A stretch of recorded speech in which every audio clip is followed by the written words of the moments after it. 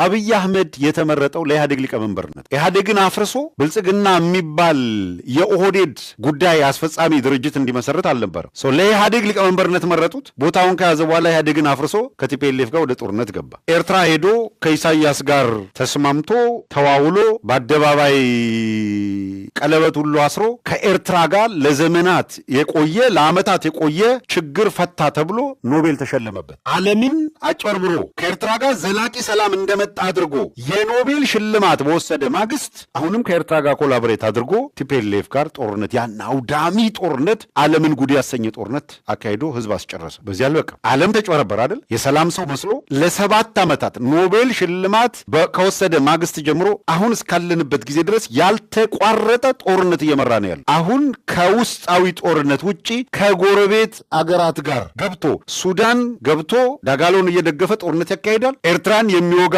አካል አፋር ላይ ያደራጃል። የኤመሬትን ተልዕኮ ወስዶ ኤርትራ ጋር ጥይት ለመተኮስ እየተዘጋጀ ነው። ደቡብ ሱዳን ሁለቱ ሀገራት መካከል ገብቶ ጦርነት ይለኩሳል። ኤቭሪዌር የኦህዴድ ፖሊሲ የጦርነት ፖሊሲ ነው። የኖቤል ሽልማት ኖቤል ፒስ ፕራይስ ከወሰደ በኋላ ሰሜን ዕዝ ተጠቃ ድረሱልን ብሎ ለአማራ ህዝብ 6 ጊዜ አዋጅ አስነገረ። የክተት አዋጅ 6 ጊዜ ማርከታጠቅ ጀግና የአማራ ህዝብ እየተባለ ተቀሰቀሰ። የአማራ ህዝብ መከላከያ ተጠቃ ድረስ ተብሎ ጓንዴም ይዘህ ምንሽርም ይዘህ ኧረ እናገኘው ተሻገር ዱላም ይዘህ ውጣ አሉት። ማርኮ በታጠቀ ማግስት የአማራን ህዝብ እንኳን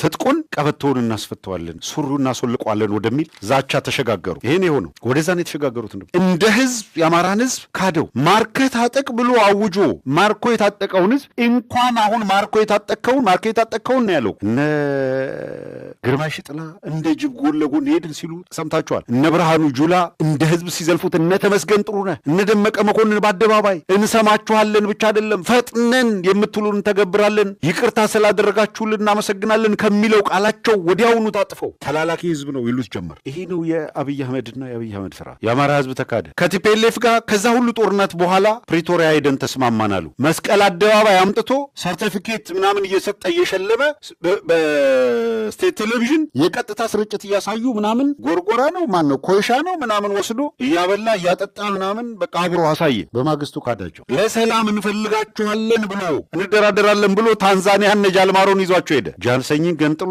ሸዋና ወለጋ በሚል ጨዋታ ስፕሊት አድርጎ የምትከታተሉን በጣም እንደው በእውነት የኛም ፕሮግራም የተከታተላችሁ አካላት እነ ጃልማሮ ታንዛኒያ ሲሄዱ የነ ጃልማሮ ጉዳይ ወገብ የመመታት ያክል ነው። ታንዛኒያ ከአብይ አህመድ ጋር መሄዳቸው ብቻውን ኦነግን ይከፍለዋል የሚል ነበረ የሰጠነው ትንታኔ። ይብዛ ሚነስም የጃልሰኝን ቡድን ገንጥለው እነ ጃልማሮ ላይ ክህደት ፈጽመው ወደ ጦርነታቸው ገቡ። እስኪ በምን ጉዳይ ነው አብይ አህመድ በማናቸው መንገድ በግለሰብ ደረጃ ብትወስድ እንዴት ለማ መገርሳ እንደካደው ታውቃላችሁ። ገዱ አንዳርጋቸው እንዴት እንደካደው ታውቃላችሁ።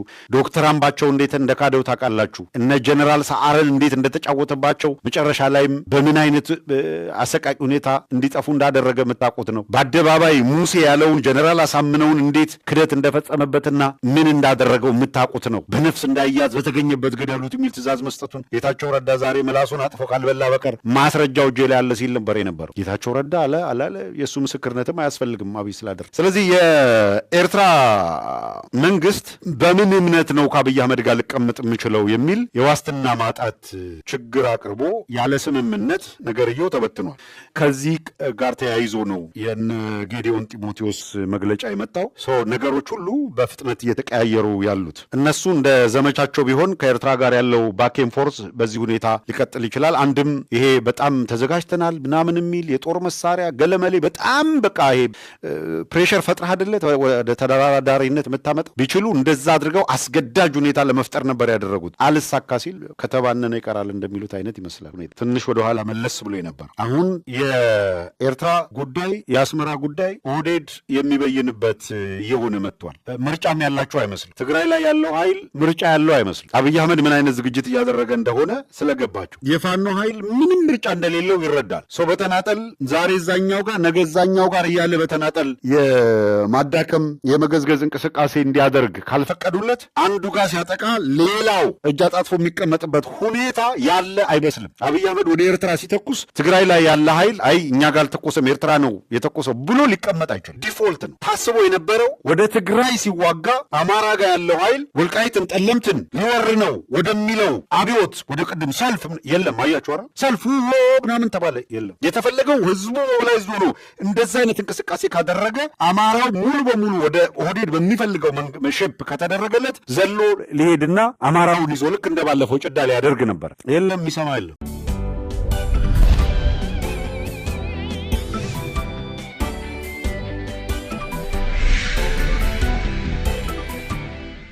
በዛ በስካሩ ዘመን ኤርትራን እንደምንም ብሎ አሻሽቶ ወደ ኢትዮጵያ ለማምጣትና የትግራይ ጸረ ህወሓት ለማሰለፍ በነበረው ትግል የዚህ ሰውዬ ለአይነው 24 ሰዓት ስለ ተንኮል ነው የሚያስበው። 24 ሰዓት ስለ ትግራይ ተንኮል ነው የሚያስበው። ምንም ነገር የለው። ምንድነው በኢህአዴግ ጊዜ የተጀመሩ ፕሮጀክቶች እኮ ነበሩት እኮ የሐራ ገበያ ምናምን፣ ይሄ ወልዲያ የባቡር ጉዳይ አለ፣ ቆሞ ዝም፣ መንገድ እየተገነባለም ዝም፣ ምንም ነገር የለም አይደል? ልማት እኮ ኢትዮጵያ ስኳር ፋብሪካዎች ነበሩ ዝም፣ ማዳበሪያ ያዩ የልባቡር ያለው ያዩ ማዳበሪያ ፋብሪካ ማዕት ቢሊዮን የፈሰሰበት ዝም፣ በቃ ሞቶ ዝም። ስንት ፕሮጀክቶች አሉ ኢትዮጵያ ላይ የቆሙ፣ አንድም ቀን ትዝ ሊለው አይችልም። ስለምንድን ነው የሚያስበው? ስልጣን 4 ኪሎ ያለው ስልጣን ማን ሊቀማኝ ይችላል? በምን ሂሳብ ነው ማስቀምጣት እዚህ ጋር መቀመጥ የሚችል? ከዛ ውጭ ሌሉ ባድመ ምንም ብለው ጠየቁት ፓርላማ ላይ። የአልጀርስ ስምምነት ተቀብለናል የሚባለው ቋንቋ ሲመጣ የአልጀርስ ስምምነት መሬት ላይ ያለው ህዝብ ራሱ ይተዋወቃል፣ በደንብ አድርጎ ይተዋወቃል። ህዝቡን ማነጋገር አልፈልግም፣ መብት የለህም፣ አንተ መነጋገር አትችልም፣ እኔ ነኝ የምወስንልህ አሉ። አዲስ አበባ ተቀምጦ እንደዛ ፓርላማ ላይ ምን አሉ? እንዲሁ ክቡር ጠቅላይ ሚኒስትር እርስዎ ስንኖር ኢትዮጵያዊ ስንሞት ኢትዮጵያ ብለውናል እኮ። እኛ እኮ ባድመ ሄደው እኮ የኛ ልጆች እኮ ባድመ ተሰውተዋል እኮ። እንዴት ተብሎ ነው በጊቭ ኤንድ ቴክ ምናምን ዝም ብሎ እንትን የሌለው? አይ ይሄ ወደ አንተ ይሁን ሳይባል በጣም ሰላም በሚያመጣ መሬት ላይ ሰላም በሚያመጣ መንገድ አንድ መቃብር ለሁለት ተከፍሏል፣ አንድ ቤተክርስቲያን ለሁለት ተከፍሏል ሲባል ቀልድ የሚመስለው ሰው አለ። ይሄ ቀልድ የሚመስለው አለ። ምንም እውነት ነው፣ ምንም ጥርጥር የለውም። እንደዛ ሲባል ውይይት አስፈልግም ወይ? እቺ ሰዳት እኔ እቺ እንደዛ ቢባል አይሻልም ወይ ሲባል እኛ ባድመ እኮ አልተዋጋንም። የተዋጋነው ገዛ ገርላሰብ፣ የተዋጋነው ተኾምቢያ፣ የተዋጋነው ባረንቱ ነው የተዋጋነው ይላል። እና እንዲያውም አሰብ እንኳ ተሰውተናል፣ የኛ አሰብ የሞተው እንኳ ኢትዮጵያዊ ነው ክሌም አደርጋለሁ ብሎ እንደሆነ ቋ አድርጎ ነው ሄደ። እና ስንሞት ኢትዮጵያዊ ስንኖር ኢትዮጵያዊ ስንሞት ኢትዮጵያ እንደሚባለው እንደዛ ቀልድ አትቀልዱ። ባድመ የግድ ነው መስጠት አለብን ለኤርትራ ብሎ የሞገተበት ደረጃ ስታዩ የሞገተበት ደረጃ እና የነበረው አፕታይት ባድመ የሚባለው ጉዳይ እንደ ሽንፈት የማን ባድመ የኢትዮጵያ እኮ ነው ማለት የነበረው ኢትዮጵያ የኤርትራ ነበረ። ችግር እኮ እሱ ነው። የአፍጋኒስታን ወይ ኤርትራ ምናምን ወይ የአፍጋኒስታን እና ምናምን ሳምባ ተደርጓል ነበር፣ ውጊያ ነበረው። ለዛው የማይረባ አንድ ዝም ብሎ ቀበሌ ትንሽዬ መንደር አይደል? እንደዛ እኮ ነው። አሁን እንኳን በግዙፉ የሰው ሀገር አላቅሽም እኮ እያልክ እኮ አላቅሽም። እና ያኔ እንደ ኢትዮጵያ አድርጎ አይደለም የወሰደው። ባድመ እኮ ትግራይ ውስጥ ነው የምትገኘው። ትግራይ ኢትዮጵያ ነች አላለም አይደለም፣ አላሰበው። ኢትዮጵያ ውስጥ ትግራይ ነች። መጥቶ መቀለ ጭምር ቢወስደው ችግር የለው። ያሰበው እንዴት አድርጎ እንደተከራከረ ኦን ቢሃፍ ኦፍ ኤሪትሪያ ፓርላማ ላይ ላሳያችሁ። እና ጦረኛ የሆነ እና ምን ያህል የልማታዊ መንግስት መከላከያ አያስፈልገንም፣ ጦር መሳሪያ የገዛን ነው፣ ለልማት ማዋል ነበረብን ብሎ ምዕራብ ትግራይ እንዴት እንደተናገረ ተመልከቱ። እውነትም ለመናገር ቀላል ያልሆነ የፖለቲካ ስራ እየሰራበት ነው የሚገኘው። በጣም አደገኛ የሆነ አካሄድ ማለት ነው። ይሄ የህልውና ትግል በጣም በከፋ ሁኔታ ችግር ውስጥ እንዲወድቅ ለማድረግ እንደ ኪ ስትራቴጂ እየወሰደው ያለው በአንድ በኩል ቀድሞ ጀምሮ ከኢንሳ ጀምሮ ኮትኩቶ ያሳደገው አርጋችሁ ሰዱት እንደ ቡችላ አንገቱን የሚጎትተው ተመስገን ጥሩነህ አለ። እዛም የቦናፓርቲዝም በሉት የነ ተመስገን ጥሩነህ ግሩፕ ከባለሀብቱም ጀስት አንድ መንደር ላይ አካባቢያዊ የመንደር በነገራችን ላይ ይሄ አንዲት ሰፈር ቤተሰባዊ ማለት ነው። ጀስት ፋሚሊ ሩት በሉ አረጋ ከበደም ተመስገን ጥሩነህም እዚህ አካባቢ ያለ አንድ ሰርክል ይጠቀማል አብይ አህመድ። ወደ ጎንደር ስንመጣ እናገኘው ተሻገር እነመላኩ አለበል ከዝናሽ ታያቸው ጀርባ ቆመው እያራመዱት ያለው ፖለቲካ ለዛ ደግሞ አዝማች አድርገው ያመጧቸው እነ ጣይር ይሄ በጣም እጅግ ነውረኛ የሆነ አያሌው መንበር የሚባል ሰው እንደው ስም ጠርቶ ማለት በጣም ቱ ቢ ኦነስት እዚህ ጋር መጠራት የሌለበት ስም ነው የጠራሁት። ግን ህብረተሰቡ እንደነዚህ ያለውን አደገኛ ቡድን በውል ለይቶ ምን ያህል በአማራ ህዝብ ጠላትነት የተሰለፉ ከኦህዴድም የከፉ ቱ ቢ ኦነስት አሁን ባላቸው አሰላለፍ የአማራ ጠላቱ ሆዳም አማራው ነው ይላሉ ፕሮፌሰር አስራት ወልደየስ። በጣም እጅግ አደገኛ የሆነ አሰላለፍ ተከትለዋል። ቢሳካላቸው ነገሩ አልሰምር ብሏቸው እንጂ የኦህዴድ ኃይል እጅግ አደገኛ በሆነ ሁኔታ አሁን የአማራ ህዝብ ላይ ዘምቶ እንዲህ አይነት እንቅስቃሴ በሚያደርግበት በዚህ ወቅት ከኦህዴድ ጉያ ስር ተሸጉጠው በጎንደርና በጎጃም መካከል መታቆስ እንዲፈጠር የሚሰሩ የብአዴን ውላጆች ናቸው እነዚህ ሰዎች። እነዚህ የዝናሽ ታያቸው ቅልብተኞች የአማራን ህዝብ ለኦህዴድ ለማስገበር እየዘሩት ያለው ጥላቻ፣ ይሄ ብዙ መስዋዕትነት የተከፈለበትን የህልውና ትግል ቅርቃሩስ ለመክተት እየሄዱበት ያለው መንገድ የሚደንቅ ነው። ያደፍጣሉ፣ የሆነ ጊዜ ፒክ ያደርጋሉ፣ ያደፍጣሉ፣ የሆነ ጊዜ ይሰባሰባሉ።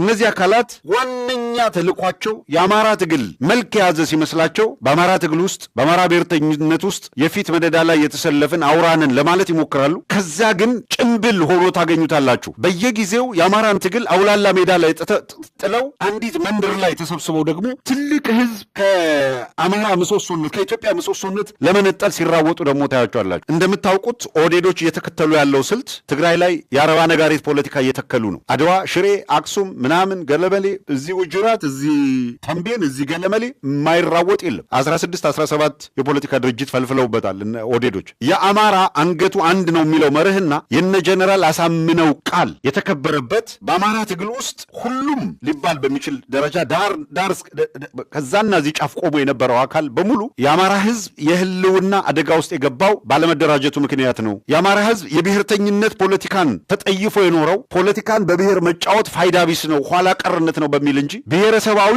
ማንነቱን መሰረት ያደረገ ጥቃት ሲፈጸምበት ጥቃት በሚፈጸምበት ማንነት ተደራጅቶ ሲያበቃ ራሱን መከላከል እንደሚገባው አውቆ አለመደራጀቱ ዋጋ አስከፍሎታል። ለዚህ ደግሞ እያንዳንዱ አካል የየራሱ ድርሻ አለው። ሁላችንም ሰው ያልነቃበት ዘመን አልነቃም ነው። ከነቃበት ጊዜ ጀምሮ በሚቆጠር ንቃተ ህሊናው ካመለከተው ጊዜ ጀምሮ በሚቆጠር ግን ሰፊ ብርቱ ትግል እየተካሄደ ነው የሚገኘው። እነዚህ ጥቂት የብአዴን ውላጆች ቀን ይጠብቃሉ፣ ጊዜ ይቆጥራሉ። አሁን እውነት ለመናገር በሚታይ ሁኔታ የአማራ ህዝብ አንድነት፣ የአማራ ህዝብ እየጎለበት እየተጠናከረ መምጣት ለምን እንቅልፍ እንደነሳቸው ሌላ ጥናት ይፈልጋል። ምክንያቱም ከአማራ ማህበረሰብ ተገኘን የሚሉ ናቸው። የተለየ እንቅስቃሴ፣ የተለየ ዘመቻ ነው የጀመሩት። የዘመቻው እንቅስቃሴ ትግራይ ላይ እንዳለው የአርባ ነጋሪት ፖለቲካ አማራውን እንደገና መልሰው ወደኋላ ጎትተው ወደኋላ ጎንደር ጎጃም እያለ እንዲናቆር ለማድረግ በቅድ የሚመራ የብአዴን ትእዛዝ ፍሬም የተደረገ ትእዛዝ ተቀብለው እንቅስቃሴ ጀምረዋል። ይሄን ስብስብ ይሄንን ጎጥ ማዕከል ያደረገና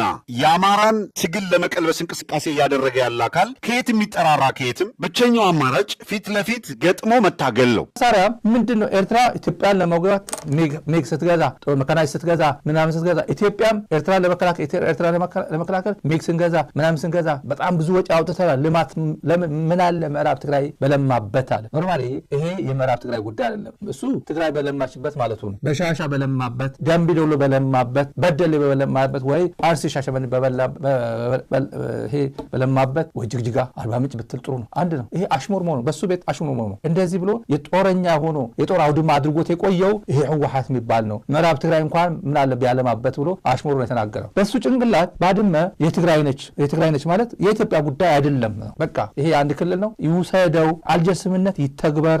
ምን አለ ተግበር ስትባል እምቢ አልክ ያኔ የሚለው የለም። እና አሁን 100 አውሮፕላን አለን ሰምታችኋል እያለ ሰሞኑ ሲናገር የነበረው 100 አውሮፕላን የየትኛው መካናይዜሽን ሊያርሱ ነው? መካናይዜሽን የባሌ መካናይዜሽን ጤፍ ሊያርሱ ነው። ለጎጃም አርሶ አደር ውሃ ሊያቀብሉ ነው። ባቡር ሀዲድ ሊገነቡ ነው። ይሄ ሁላ አዲስ አበባ በየፌስቡኩ ምናምን ይሄ ሁላ ጦር መሳሪያ እየተጋዘ ያለ ወደ ሰሜን ምን ሊያደርግ ነው? መቼ የተገዛ ነው? በየት በኩል ነው የበቀለው? ይሄ ታንክ የት ያበቀልከው ነው? መቼ ዘርተህ መቼ ያበቀልከው ነው? ገንዘብ ነው ከፍለው። ባቡር አልገነባህበት፣ ትራንስፖርት አልገነባህበት፣ ምንም ኤሌክትሪፊኬሽን ምናምን አላስፋፋህበት፣ ምንም